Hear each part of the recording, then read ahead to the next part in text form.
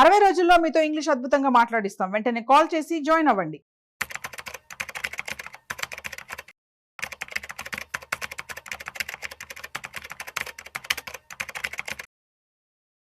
నమస్తే, నేను జీవి సత్యనారాయణ.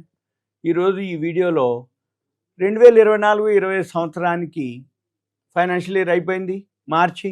ఇప్పుడు మేలో ఉన్నాం. ఇది లేటెస్ట్ న్యూసు.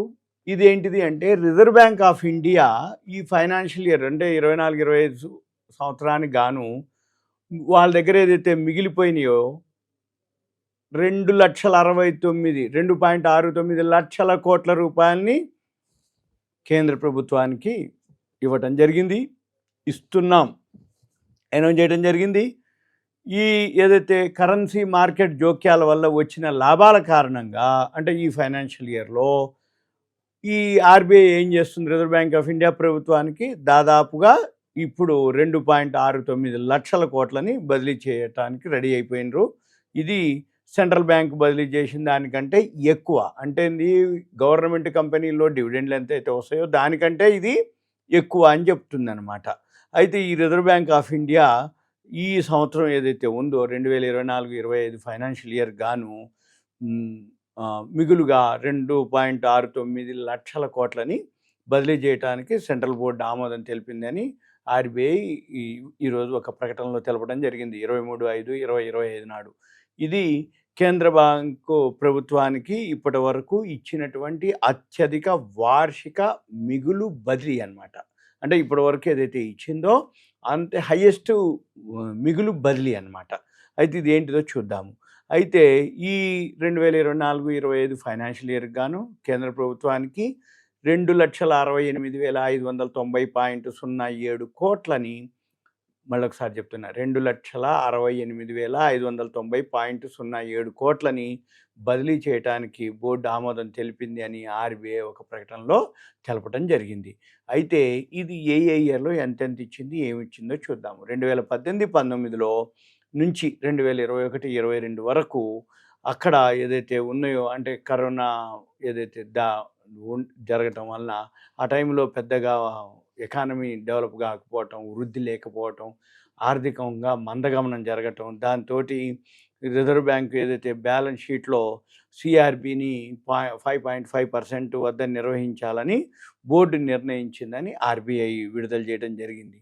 అయితే మళ్ళీ 2022-23కి వచ్చేటప్పటికి ఈ సిఆర్బిని 6% మరియు 2023-24 ఫైనాన్షియల్ ఇయర్ వచ్చేటప్పటికి 6.5% పెంచడం జరిగింది. ఈ సవరించినటువంటి ఏదైతే ఈసీఎఫ్ ఆధారంగా స్థూల ఆర్థిక అంచనాలను పరిగణనలోకి తీసుకొని సెంట్రల్ బోర్డు ఏదైతే ఉందో సిఆర్బిని 7.5% పెంచాలని నిర్ణయించినట్టుగా ఆర్బీఐ తెలపడం జరిగింది. ఇది అన్నమాట. అంటే ఈ సిఆర్బి అంటే ఏంటంటే కాంటిజెంట్ రిస్క్ బఫర్, దీన్ని సిఆర్బి అంటారు, కాంటిజెంట్ రిస్క్ బఫర్.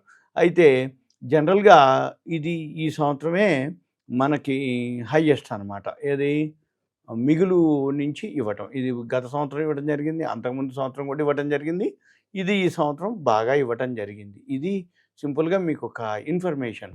అయితే మనం షేర్ మార్కెట్లో ఎవరైతే ఉంటారో షేర్ మార్కెట్కు సంబంధించినటువంటి ప్రతి ఇన్ఫర్మేషను మనము వినాలి. ఎంతసేపటికి ఏది పెరుగుతుంది, ఎందుకు పెరుగుతుంది అనేది కాకుండా, కొన్నవా అమ్మినవా లాభం వచ్చిందా అనేది కాకుండా ముందు షేర్ మార్కెట్లో నాలెడ్జ్ని గెయిన్ చేయాలి. నాలెడ్జ్ గెయిన్ చేయడానికి ఏ ఇన్ఫర్మేషన్లు, ఏ వెబ్సైట్లు ఏవి హెల్ప్ అవుతున్నాయి అనేది మనం చూడగలగాలి. అప్పుడే మనకి దీని మీద ఒక అవగాహన వస్తుంది. ఇది కూడా ఒక బిజినెస్ని బిజినెస్ పరంగానే చేయాలి. ఏమేం జరుగుతుంది, ఎకానమీ ఏమవుతుంది, వరల్డ్ ఎకానమీ ఏమవుతుంది, కరెంట్ అఫైర్స్ ఏమవుతుంది, అంటే కంపెనీ యొక్క ప్రాఫిట్ అండ్ లాస్లు, బ్యాలెన్స్ షీట్లు, కంపెనీ యొక్క న్యూసు, కంపెనీకి బెనిఫిట్స్ ఉన్నాయా, కంపెనీకి సబ్సిడీలు ఉన్నాయా, కంపెనీ ఏ విధంగా పనిచేస్తుంది, కంపెనీకి ఏదైనా ఉందా, లేకపోతే సెక్టార్ ఉందా, ఏ సెక్టారు, గవర్నమెంట్ పాలసీలు ఏంటివి, ఇవన్నీ కూడా మనం అబ్జర్వ్ చేయగలిగినప్పుడు షేర్ మార్కెట్లో లైఫ్ లాంగ్ ఉండగలుగుతాం. ప్యానిక్ అవసరం లేదు.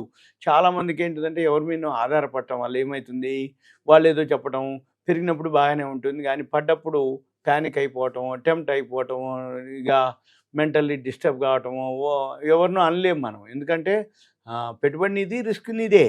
పెట్టుబడి నీదైనప్పుడు రిస్క్ నీదే ఉంటుంది. ఎందుకోసం? లాభం వచ్చినా నీదే, నష్టం వచ్చినా నాదే. లాభం వచ్చినప్పుడు నువ్వెవరికో ఇయ్యవు కాబట్టి నష్టం వచ్చినా నువ్వే భరాయించాలి. ఎవరైతే సలహా ఇస్తాడో ఆయనేమి నీకు లాభం వచ్చినప్పుడు నువ్వేమో ఆయనకి ఇయ్యవు కాబట్టి నష్టం వచ్చినా ఆయనేమి నీకు ఇయ్యడు. అయితే లాభం వచ్చినప్పుడు నువ్వు ఆయనకి ఇచ్చినప్పుడు, నష్టం వచ్చినప్పుడు అడగడానికి వీలైద్ది. కానీ ఇవన్నీ జరిగేవి కావు. ఎందుకోసం? నాదే పెట్టుబడి కాబట్టి నేనే రిస్క్ తీసుకుంటాను. నా లాభం వస్తే నాకే వస్తుంది కదా అంటాడు. ఆయన ఏం చేసిండు? ఆయన పెట్టుబడి పెట్టలే కదా, ఆయనకి ఎందుకు ఇవ్వాలి అనుకుంటాడు వచ్చినప్పుడు. నష్టం వచ్చినప్పుడు వాడు చెప్పిండు కాబట్టి నేను కొన్నా, నష్టపోయినా, లేకపోతే నా పైసలు నాకుండే అని అనుకుంటాడు. ఇవన్నీ అనుకునే బదులు సింపుల్గా మనం నాలెడ్జ్ గెయిన్ చేయాలి.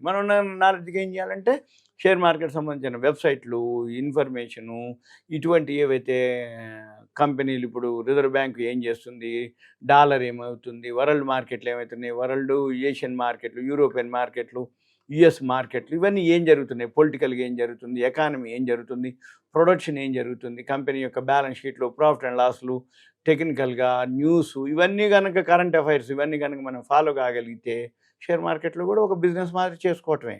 ఇది ఇప్పుడు మీకు ఇదొక awareness, information, education, knowledge purpose మాత్రమే ఈ ఫైనాన్షియల్ ఇయర్కి ఉన్నటువంటి ఇప్పుడు ఏదైతే ఉందో ఈ న్యూస్ రిజర్వ్ బ్యాంక్ వాళ్ళు మన సెంట్రల్ గవర్నమెంట్కి పే చేస్తుంది అనేది ఇన్ఫర్మేషన్. ఓకే, ఉంటా. Thank you. సెలవు.